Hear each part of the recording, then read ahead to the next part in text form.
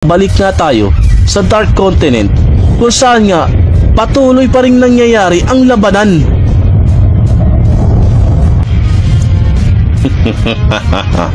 Hindi magtatagal, makukuha ko na rin ang kapangyarang inaasam ko. Hindi siya patas lumaban. Huwag ka nang maging matigas pa doon, Briggs.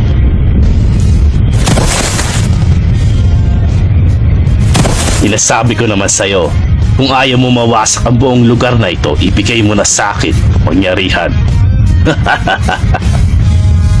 So ngayon, hindi ko pa rin talaga alam kung anong desisyon na dapat kong gawin.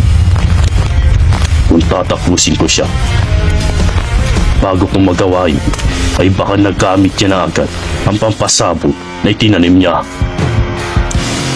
Kung ibibigay ko naman ang kapangyarihan, siguradong magiging masama ang kalalagyan ng mundong ito. Don Briggs, nakapag-desisyon ka na ba? Kung ako sa'yo, hindi ko na patatagalin pa. Dahil unti-unti ko nang winawasak ang mundo na pinahalagahan mo. At hindi